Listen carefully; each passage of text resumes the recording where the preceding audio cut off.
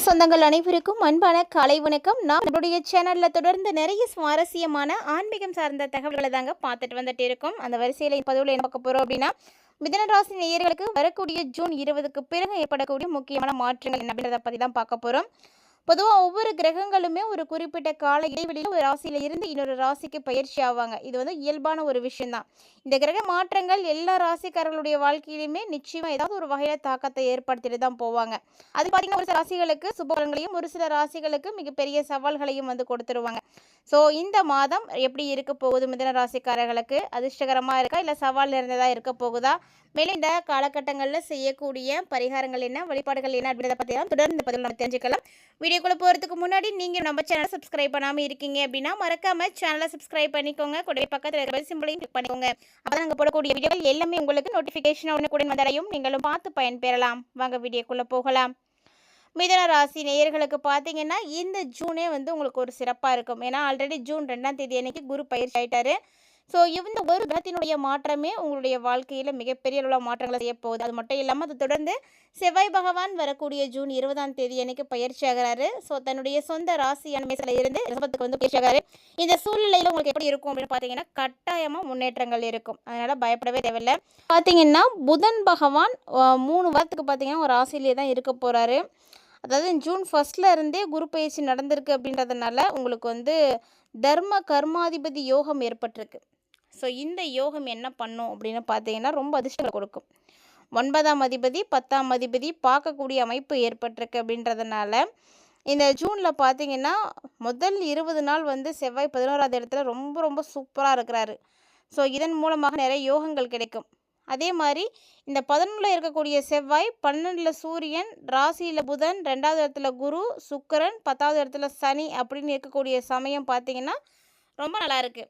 அதனால் உங்களுக்கு தொழிலாக இருக்கட்டும், வியாபாரமாக இருக்கட்டும், விவசாயமாக இருக்கட்டும், எந்த ஒரு விஷயமாக இருக்கட்டும், சொந்த வாழ்க்கையாக இருக்கட்டும், அப்படி எல்லாத்துலேயுமே பார்த்தீங்கன்னாலுமே நிறைய யோக அமைப்புகள் தான் வந்து கிடைக்க போகுது.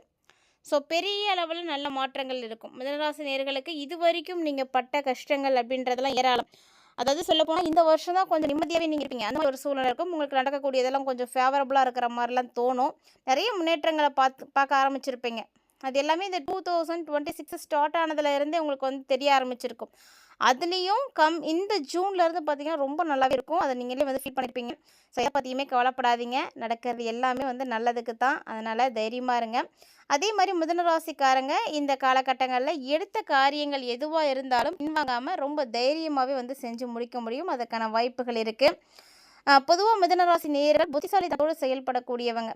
அதிகமாக நிறைய இடங்களில் எப்படி டெக்னிக்காக இருக்கணும் அப்படின்னு அவங்களுக்கு தெரியும். எந்த இடத்துல என்ன செய்யணும், எவ்வளோ செய்யணும், யாருக்கு செய்யணும், இது எல்லாமே அவங்க கால்குலேட் பண்ணி தான் விஷயத்தையே செய்வாங்க. ஸோ எதுவுமே வந்து தேவையில்லாமல் அந்த இடத்துல செஞ்சிட்டோமோ அப்படின்னு வருத்தப்படக்கூடிய அளவுக்கு எதையுமே செய்ய மாட்டாங்க. ஸோ அப்படிப்பட்டவங்க தான் புத்திசாலித்தனத்தை வந்து அதிக இடங்களில் பயன்படுத்தக்கூடியவங்க.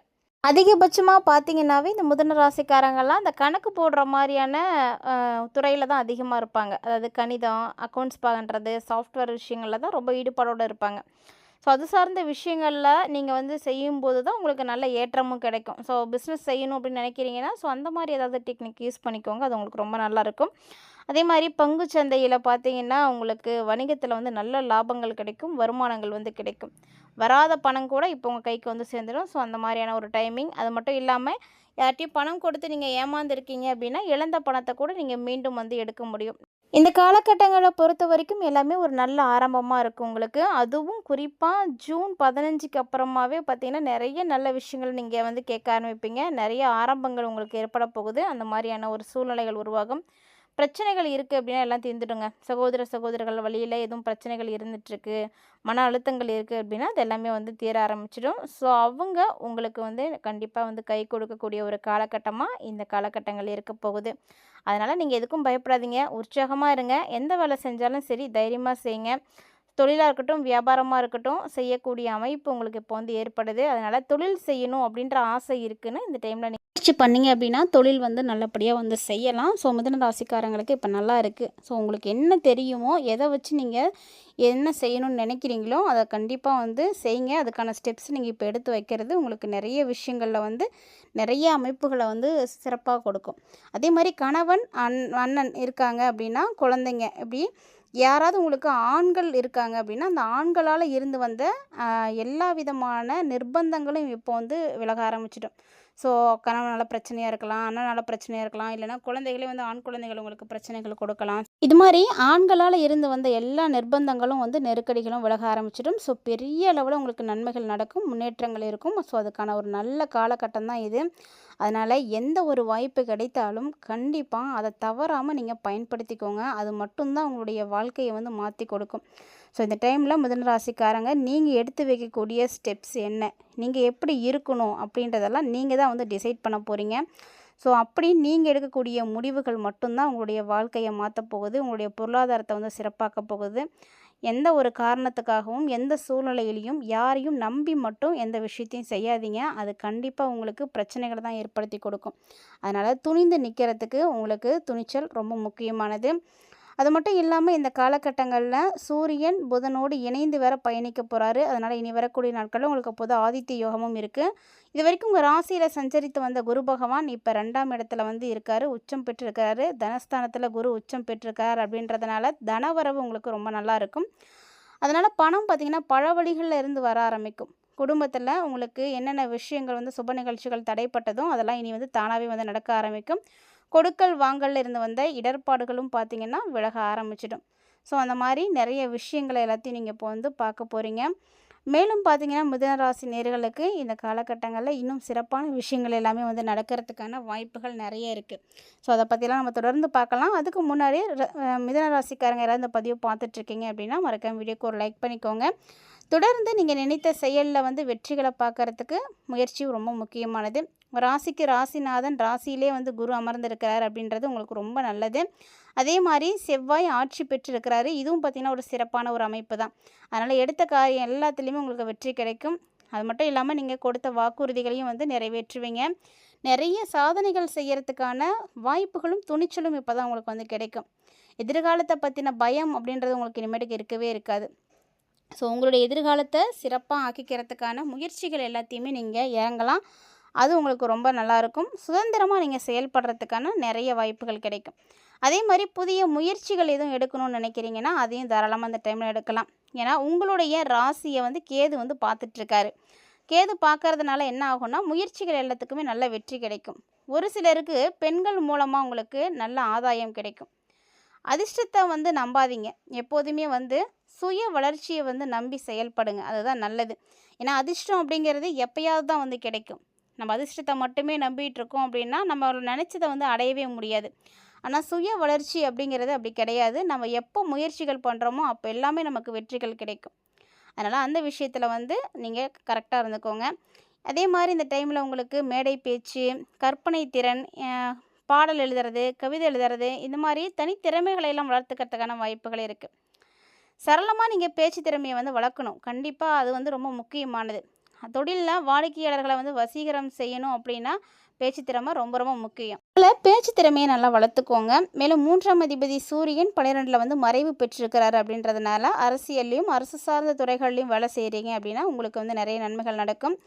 சோதனை அப்படின்றது எல்லாருடைய வாழ்க்கையிலையும் வர்றது தான். அதனால் எப்போதுமே அதை பார்த்து பயப்படக்கூடாது. சோதனைகளை கண்டு பயந்துக்காமல் எதிர்கொண்டு செயல்பட ஆரம்பிச்சிங்க அப்படின்னா உங்களுடைய குடும்பம் அப்படின்றது சிறப்பாக இருக்கும். குடும்ப பாரத்தை வந்து குறைச்சிக்கிறதுக்கான வாய்ப்புகள் கிடைக்கும். ஸோ வாய்ப்பை பயன்படுத்துங்க. அதே மாதிரி தனஸ்தானத்தில் குரு அமர்ந்து பார்வை வந்து கிடைக்கிறது. அதனால் மறைவு ஸ்தானங்களாக இருக்கிறதுனால 6ஆம் இடத்தினுடைய பார்வை உங்களுக்கு வந்து இருக்குது. ஸோ உங்களுடைய தீராத கடன் தீரப்போகுது. அதுக்கான வாய்ப்பு கிடைக்கும். வங்கி மூலமாக நீங்கள் கடன் வாங்கியிருக்கீங்க அப்படின்னா அதிக வட்டியெல்லாம் வந்து கட்டாமல் அதை வந்து நீங்கள் செய்கிறதுக்கான வாய்ப்புகள் இருக்குது. ஸோ அஷ்டமானத்தை வந்து பார்வையிடுறது அப்படிங்கிறது ரொம்ப நாளாக நிலுவையில் இருக்கக்கூடிய வழக்குகளை விரைவில் வந்து முடிச்சு கொடுக்கும். செய்யாத குற்றங்களுக்காக நீங்கள் பழி சுமந்துட்டுருக்கீங்க அப்படின்னா அந்த குறைகள் எல்லாமே இப்போ வந்து போக ஆரம்பிச்சிடும். ஸோ தொழிற்ஸ்தானத்தை குரு வேற பார்த்துட்ருக்காரு அப்படின்றதுனால சனியோடு இணைந்து செயல்படும் பொழுது தொழிலும் நல்லா நடக்க ஆரம்பிக்குங்க. நல்ல முன்னேற்றம் கிடைக்கும். அரசியல்லையும் சரி அரசாங்கத்துலேயும் சரி சேவை செய்துட்டு இருக்கக்கூடியவங்களாக இருக்கீங்க அப்படின்னா இந்த டைமில் உங்களுக்கு நல்ல பதவி உயர்வு கிடைக்கும், சம்பள உயர்வு கிடைக்கும். அரசியலில் நல்ல ஆலோசகராக நீங்கள் மாறுறதுக்கான வாய்ப்புகள்லாம் இருக்குது. சாதுரியமாக செயல்படுங்க. சாதுரியமாக பேசுனீங்க அப்படின்னாவே ஒரு சில காரியங்களை வந்து செய்திடலாம். பேசி தீர்க்க முடியாத பிரச்சனைகள் அப்படின்னு எதுவுமே கிடையாது. ஸோ மனம் விட்டு பேசுகிறதுக்கான சூழ்நிலைகளை உருவாக்காமல் நம்ம இருக்கிறதுனால தான் பிரச்சனைகள் வளர்ந்துக்கிட்டே போகுது. ஸோ பேசிட்டோம் அப்படின்னா அது எல்லாமே அப்படியே தீர்ந்து போயிடும். ஸோ பேசி தீர்க்கக்கூடிய விஷயங்கள் நிறைய இருக்குது. அதனால் முயற்சி பண்ணுங்கள். அதேமாதிரி 6ஆம் இடத்துல சந்திரன் இருக்கிறாரு. ஒரு சில டைமில் மிதுனராசினியர்களுக்கு எதிர்பாராத செலவுகளானது இருக்கலாம். அதுக்காக நீங்கள் கடன் படுற மாதிரிலாம் இருக்கும். அதனால் அந்த விஷயங்களை எல்லாமே பார்த்தீங்கன்னா ரொம்பவே வந்து கவனமாக தாங்க நீங்கள் இருக்கணும். மேலும் பார்த்தீங்கன்னா பணப்புழக்கம் உங்களுக்கு இருந்துக்கிட்டே தான் இருக்கும். தேவைகளுக்கு ஏற்ற பணம் உங்கள் கையில் இருக்கும். அதனால் பயப்படாதீங்க, பணம் இல்லாமல் போயிடுமோ அப்படின்ற மாதிரிலாம். தேவை என்னவோ அதுக்கேற்ற பணம் கண்டிப்பாக வச்சுருப்பீங்க. அதுக்காக யாரையும் உதாசீனமும் படுத்திடாதீங்க. எல்லாருக்கிட்டையும் வந்து நல்லா பாசமாக அன்போடு வந்து இருக்கக்கூடியவங்க தான் மிதுன ராசிக்காரங்க. ஸோ இந்த டைமில் உங்களுக்கு கூட வேலை செய்யக்கூடியவங்களாக இருக்கட்டும், நண்பர்களாக இருக்கட்டும், அவங்களுக்கு ஒரு உதவி தேவைப்படுது அப்படிங்கும்போது தயங்காமல் உதவி செய்யக்கூடிய மனம் உங்கள்கிட்ட இருக்குது. ஸோ அதை வச்சு தான் நீங்கள் நிறைய விஷயங்களை சாதிப்பீங்க. கலைத்துறையில் இருக்கக்கூடியவர்களுக்கு படிப்படியாக வந்து முன்னேற்றம் இருக்க போகுது. சமூகத்தில் விழிப்புணர்வு சார்ந்த கலை நிகழ்ச்சிகளுக்கெல்லாம் நல்ல வரவேற்பு இருக்கும். அதனால் குறுகிய முதலீடுகள் மூலமாக நல்ல வருமானம் வர மாதிரி ஒரு சில விஷயங்களை நீங்கள் செய்யுங்க. அதுதான் உங்களுக்கு ரொம்ப நல்லது. ஒரு பெருசாக ஒரு தொழில் வளர்ச்சிக்கு வந்து ஏற்ற காலம் வந்து காத்துட்ருக்கு. ஸோ அதுக்கு வரைக்கும் நீங்கள் என்ன பண்ணணும்னா வெயிட் பண்ணணும். முயற்சி எதுக்காக பண்ணாமல் இருக்கக்கூடாது. முயற்சி பண்ணிகிட்டே இருங்க. குடும்ப நலன் சார்ந்த காரியங்களில் எல்லாமே உங்களுக்கு சூப்பராக இருக்குது. எல்லாம் முடிவு எடுக்கிறீங்க அப்படின்னாலும் எல்லார்கிட்டையும் வந்து கேட்டு பேசி அதுக்கப்புறமா எடுங்க. அதாவது உங்களுடைய முடிவு அப்படிங்கிறது எல்லாருக்கும் நிறைவாக இருக்கணும், சந்தோஷமாக இருக்கணும், யாருக்கும் வந்து கஷ்டத்தை தரக்கூடாத வகையில் இருக்கணும். அந்த மாதிரி யோசித்து உங்களுடைய முடிவு வந்து எடுக்கணும். அதுதான் ரொம்ப நல்லதும் கூட. உங்களுக்கும் வந்து அதுதான் சிறப்பாக இருக்கும். உங்களுடைய எதிர்காலத்துக்கும் அதுதான் சிறப்பாக இருக்கும். ஸோ இந்த டைமில் பார்த்தீங்கன்னா கோவில்களுக்காக நீங்கள் நிறைய நன்கொடைகள் வந்து கொடுக்கலாம். கோவில் எழுக்கிறது, கோவில் பராமரிப்பு செய்கிறது, இது சார்ந்த வகையில் உங்களுடைய ஆலோசனைகள் வந்து ரொம்ப சிறப்பாக இருக்கும். ஸோ கண்டிப்பாக அதுக்கான சஜஷன் உங்களால் கொடுக்க முடியும்னா கொடுங்க. இதனால் உங்களுக்கு ஒரு கோவில் வந்து கட்டுறதுக்கான பாக்கியமே வந்து கிடைக்கும். மேலும் இந்த டைமில் உங்களுக்கு சிறப்பான முன்னேற்றங்கள்லாம் காத்துட்ருக்கு. இருந்தாலும் செய்யக்கூடிய பரிகாரம் என்ன அப்படின்றதையும் நோட் பண்ணிக்கோங்க. சனிக்கிழமை ஆஞ்சநேயர் வழிபாடு செய்யுங்க. ஸோ ஆஞ்சநேயருக்கு வந்து நீங்கள் துளசி மாலை போடுறது, வெண்ணெய் சாத்துறது இதெல்லாம் வந்து செஞ்சுட்டு வந்தீங்க அப்படின்னா உங்களுடைய வேண்டுதல்கள் எது இருந்தாலும் அது வந்து சீக்கிரமாக வந்து நடந்து முடிஞ்சிடும்.